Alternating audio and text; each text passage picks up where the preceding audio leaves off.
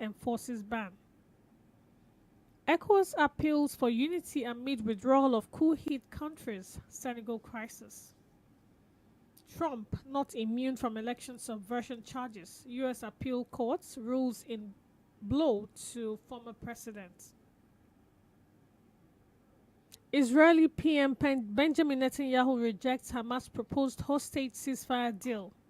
Unplanned Rafah offensive will be disastrous, Biden tells Israel, as Red Cross warns hunger in Gaza beyond catastrophic. Russia-Ukraine 1. Zelensky removes defense chief General Zaluzny after weeks of speculation. US-NATO reneged agreements threatened Russia's existence. Putin. Today is the 29th of Rajab 1445 AH, very close to Ramadan Subhanallah. It's the 10th day of February 2024. Good afternoon and a warm welcome to Dr. OLUBUNMI. Good afternoon, Aja, and good afternoon, our listeners. It's a pleasure to be here again. Right, let's just make the most of what we have. I'm interested in this NAFDAC report. About 50% of imported pharmaceutical products in Nigeria are fake. How did they get into Nigeria? Well, that shows you know, borders or our ports that is inefficiency in checking some of these goods. The minus that is the fact that some of these guys actually present certificates that, upon further verification by NAFTA, they actually turn out to be fake. Some of these pharmaceutical products, because they are not produced here in Nigeria, some of them are expired, some of them are fake, and some of these importers will present those certificates to the Nigerian Ports Authority, Nigerian Customs, and whatsoever. We also have Standard Organization of Nigeria. We also have NAFDAC. So between the period by which these certificates are presented and when the verification, of those certificates are actually undertaken, it takes some time too. And at the end of the day, you find out that these products are actually not fit for human consumption, or for some of the things they actually claim to contain, really they don't have it. So that's why NAFDAC is trying to let a lot of people understand the fact that this is something that it's a challenge that Nigeria is facing. And unfortunately, it would have been something that you feel like, okay, what are the alternatives? The alternative would have been that we'll have actually safer drugs that are produced here in Nigeria, where we can actually, vouch and verify the, efficacy. But the challenge is the economic conditions of the country have really not made it, easy for these pharmaceutical companies to actually cope in Nigeria. Talking about the cost of energy, the multiple taxes, a whole lot of other conditions like that, energy resources, security, and what have you. By the time you combine all of this together, you have a lot of these companies are actually leaving our shores. Yeah. You have, GlaxoSmithKline left. You also have, now there's another one, this one that just, this year, this January actually, the largest syringe production, factory in Africa actually, based in Akwa Ibom State, has also, notified that we are also leaving Nigeria. So that combined altogether means that we are dependent on some of these drugs that are actually being shipped into Nigeria. And they're not actually cheap. In fact, with the exchange rate. Sorry to cut in. So what I need to understand is these drugs, the announcement that they are fake, is it after they have landed on the shelves so that we've purchased them, or this announcement is to let us know that they have done their job and these drugs will not find their ways to the shelves? Now, the latter would have been the preferable thing, where we would see that a lot of these drugs that ordinarily should have come into Nigeria will actually stop their shipment because we discovered that they are fake, and the import licenses and what have you, some of those checks done by some of these other collaborators or partners in other countries where these drugs are actually being shipped from, are those that actually also alerted us based on the bilateral relations that we have with them. Ordinarily, that is something we would have expected, but most times you always find out that these goods actually get shipped into Nigeria. See, that was this particular one that was with some set of people that were arrested during the week. Now you have boxes containing some of these drugs, and what were they doing? They were arrested because they were trying to change the expiry date on this product. These products These products have expired since 2016. What? Yes, 8 years ago, and these guys are now trying to change the expiry date on it to put a new one so that they can actually release them to the Nigerian market. Now, see, there are so many angles to it. First is, for us Nigerians, we need to be more patriotic. See, there are some things that are more important than money. Everything is on money. That's on the one hand. On the other hand, is also for NAFDAC in itself that you really need to improve surveillance so that these goods don't even get to come into Nigeria in the first instance. Now, you also probably need to Because have in some of your 2016 products, how did it sail through sales. the ports? That's the challenge. But if you also look at the fact that we have a port system where the custom officers intentionally sabotage the scanners that the government provided at the ports so that they continue to do 100% physical verification that you could have done. You imagine that you want to check a container. Do you know the time it will take you when you now have thousands of containers, that have berthed at wharfs and they are waiting verification before they could be cleared, and you want to do 100% physical verification? That's the challenge, and these are some of the consequences of that. And at the same time too, you also have a situation where NAFDAC in itself should go beyond just raising alarm. NAFDAC should not be an alarmist agency. It's a regulatory agency, for goodness sake. So why not blacklist some of these companies and some of these countries where some of these fake products are actually coming from, so that we know that henceforth no pharmaceutical products will come from some of these countries if probably that's the source of some of these fake products. Right. So why not do that? Then again, it's for the government to probably see, we need to actually make the environment more conducive and business friendly for some of these companies to actually establish these pharmaceutical production plants here in Nigeria. Right. So sometimes, we lash out at the government and we cry wolves, and apparently we are our own enemies, because that's the only explanation that I have for this. TUC distillers, they tackled NAFDAC over ban on sachet alcoholic drinks. They claim that because 500,000 jobs will be lost, and that's why the ban shouldn't take effect. Why are you attacking an agency that is fighting for your own safety? Because we know that the sachet alcohol drinks ends up in the hands of commercial drivers, mostly. Primarily, they are the biggest, largest consumers. So you have a commercial driver, underage children, and what have you. Yes. Now, that's something that I also find very, very difficult to really comprehend. But then, probably, so that it's not just something that we're just saying, because some will say probably because you're a teetotaler, you don't take alcoholic drinks. That's why you actually want to restrict access. No one is saying that they should close all breweries, because that's not even happening yet. We have some of these, breweries, in Nigeria. Government is not saying they should not, but we are saying that these distillers are producing some of these products are actually not even safe for drinking. That's one. Number two is also the fact that if you look at the consequences, we are talking about the fact that our transport sector is actually being manned by people who consume these things. Now, so they are putting the lives of all these passengers in danger.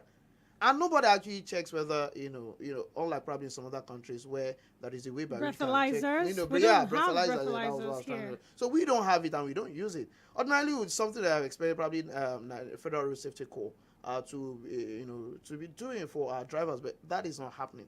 Now you have these people consuming this, and now that feels like, beyond the fact that these products actually, litter the environment. This sachet, they are not biodegradable. These Right. PET bottles are not biodegradable. So you have that. You also have the fact that the health implications for these people, including the underage children, because that's even one major thing that NAFDAC is actually hammering sadly, on. you're unable And because to, of the fact that it's very cheap and is You can't even available measure- everywhere. you can't even measure the consumption. So ordinarily, if you see Yes. someone with 10 bottles, you will shout, you are taking 10 bottles. But then the See, sachet, the sachet, you can consume these as guys, many as do you know what these guys dozens do? of sachets. No, And, yeah. these guys actually buy rolls of this, Yeah. sachet, drinks, and they pocket them. And for as long as they go, every now and then they tear Just one, tear they just down it. gulp it, and they continue their work. And then sometimes you meet someone 6 a.m. in the morning. This person is reeking of already high. alcohol. Yeah. Because you would see the breath stinking of alcohol. And these are the people that actually man the steering and will take people. Looking at the number of people that are actually being exposed to such a danger.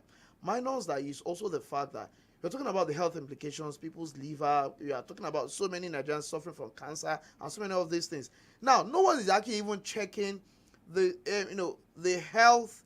No one is talking about the health implication of the consumption of these drinks, because these distillers are not really interested in the the health of Nigerians. Theirs is money. And we're talking about the fact that okay, many jobs will be lost. Please, must you produce this? Why not channel your production plan to probably the manufacture of some other safe drinks, beneficial drinks, healthy drinks that would even provide markets for some of these farmers of fruits that get rotten, because all that we do, we just take them raw. We actually don't process them. See, I have been saying this until today. I'm still looking forward to probably when I would have money. So you're telling your distillers to diversify let them go to other business areas. Yes, now. Okay, look at. There is one particular product that is very, very popular in this country. That's cashew. Right. Have you come across any cashew drink? All we are interested in is just the nut. Okay. What happens to the whole fruit itself? We dispose them. Because a lot of people don't even take it. Because they will tell you, they feel itchy on their, the itch on their tongue when they probably take cashew. Some will tell you that because of the stain, because it probably causes an indelible stain on your clothes. So a lot of people avoid it totally. And what do we go after? Just the nuts, the cashew nut alone. The seed. The seed is what we consume, and we dispose of all the fruit. Now, how many studies have gone into actually the medical benefits of the fruit itself? How often have we thought of converting it to a drink that will be so, because I know cashew is very nutritious and it's very, very sweet, but unfortunately we don't get to have it. Rather, what we have is synthetic fruit juice. Right. And in all of this, we are not thinking about the future of this country or the health of. Is it not when people are alive that you make money? If you are only thinking of money, jobs, but mind you, even these jobs we are talking about, to whose benefit? Because at the end of the day, you are saying that 40,000. Are you not thinking of the millions of lives that are potentially lost because of the consumption of these drinks? Right. I'd like us to touch on the electricity bill that the president signed, the amended bill. He signed it into law, and then the NERC had gone ahead to sanction 11 discos over estimated billing. What should we make of this? And I say we the random regular people, how does this bill impact us? What should we expect? More higher rate per kilowatt hours or lower? No. First is this. I would say that we really need to understand the context of that amendment. The amendment that was done was to actually protect the interest of host communities, where we have these generation companies. And the idea is the amendment which the president signed into law is the one that provides that 5% of the operational cost of the previous budgets of the GENCOs, the previous year's budget of the GENCOs, the 5% of the operational costs will be devoted and used to develop the host communities. Imagine places like Kanji, Shiroro, Mambila, and so what have you, Afam, and all these other places. Because you're using sometimes probably gas, you're using water and things like that. There are some other, inconveniences that these, host communities also suffer. That one way or the other, it's a way of encouraging, CSR for these companies, and we're actually backing it with a law. That's the amendment that the president signed into law. But then we already have the amended, Electricity Act that provides, the fact that electricity was taken off the exclusive legislative list and was brought to the concurrent legislative list so that states can now participate in that sector.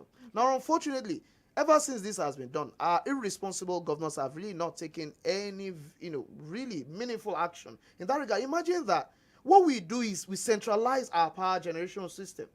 Now, regardless of wherever you're getting it from, everything gets centralized at, the transmission station, probably the one at Oshogbo or what's, that particular place called. And at the end of the day, from there you now start distributing because you call it national grid. So it's like a pool. You get from here, you can now centralize everything before you start distributing.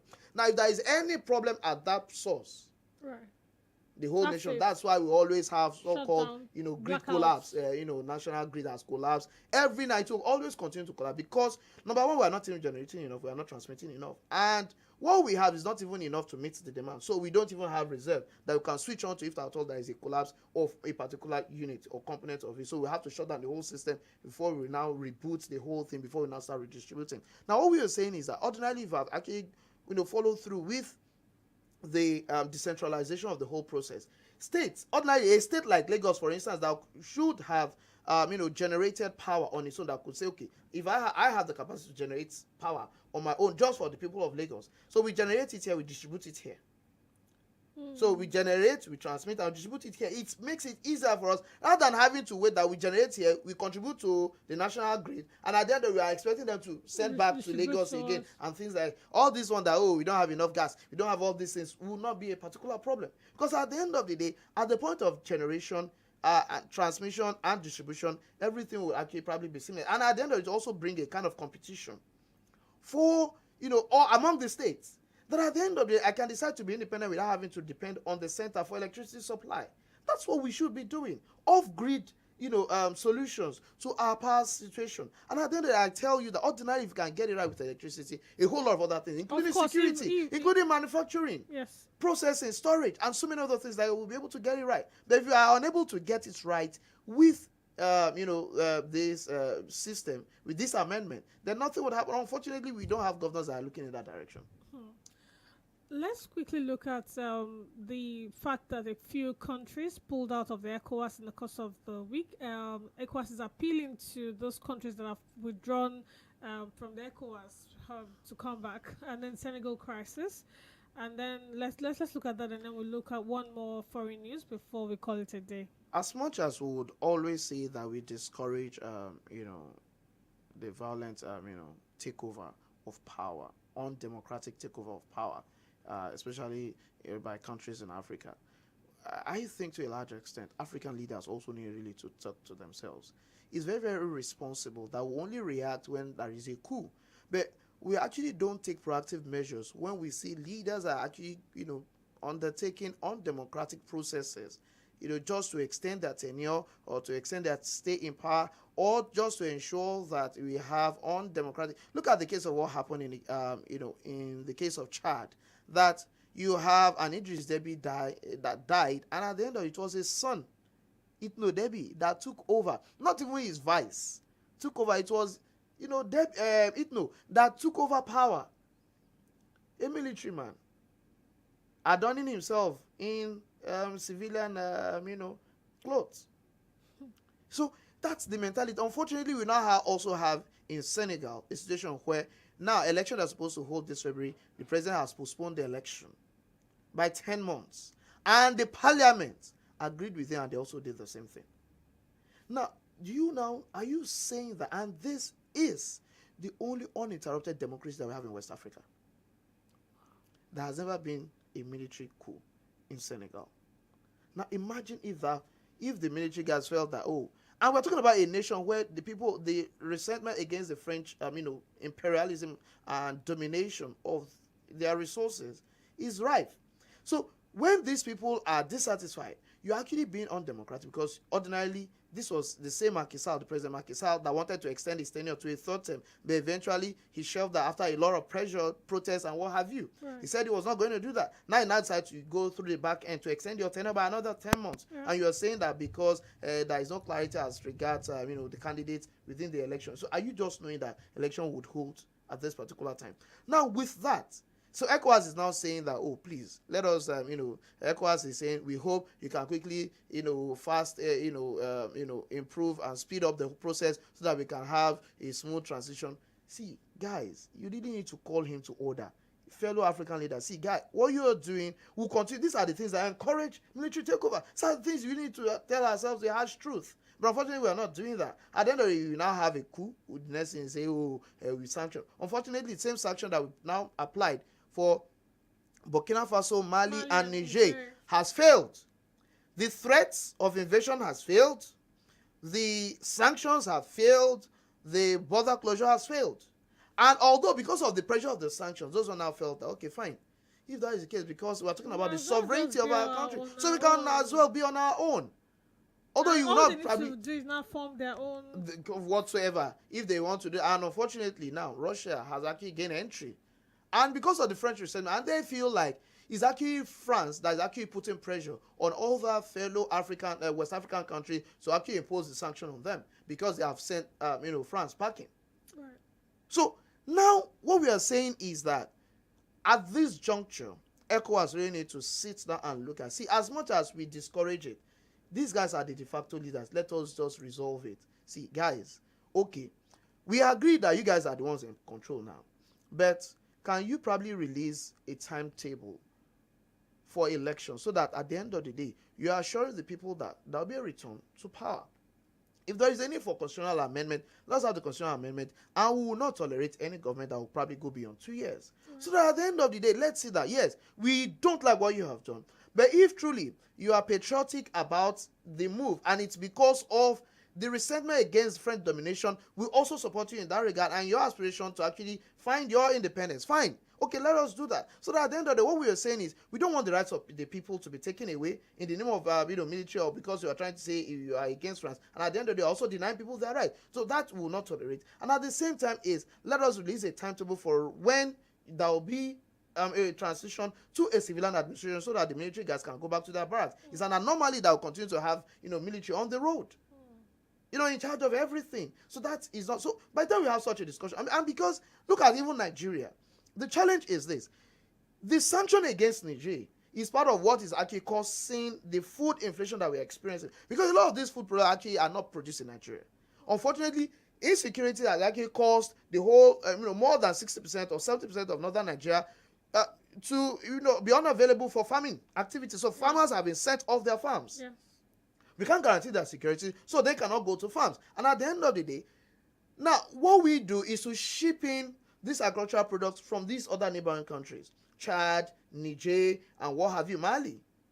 Now, because of these coups, we have decided to actually, place an economic embargo, a trade embargo on them. We also have flight embargo against them. So at the end of the day, these goods cannot come in. Mm-hmm. So at the end of the day, what we are producing in Nigeria is not enough to meet with our needs. So that's why we are having this food inflation. So it means that we need these guys to cooperate with us to drive down the price of food, food products in Nigeria. We need the cooperation of these guys so that we can actually, find solution to this insecurity, this insurgency. Because it's not just about Nigeria, it's about the whole of West Africa. We have it there. Again, is also the fact that we also need ourselves to really, because we're talking about ECO, we're talking about the ECOWAS. It won't make sense that ECOWAS will not disintegrate because of the fact that they are just being obstinate, because some people actually decide to change. See, if that is what their people want and their people are not complaining, see, please, why should we spend, use paracetamol for another person's headache?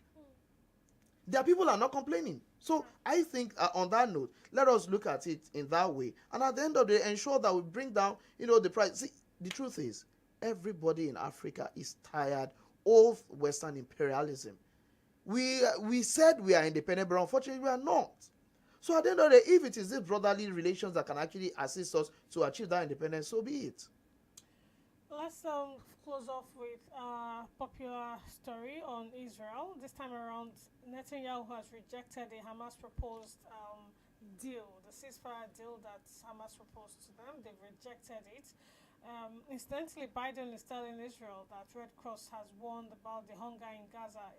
It feels like they are enjoying what is happening, but for posterity's sake, they'll just make some comfortable statements to appease the people, shall I say? The reality is just that these guys care less about the lives being lost in Gaza, one.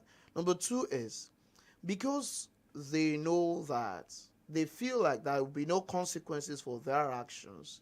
It's not a feeling, it's the reality, yes.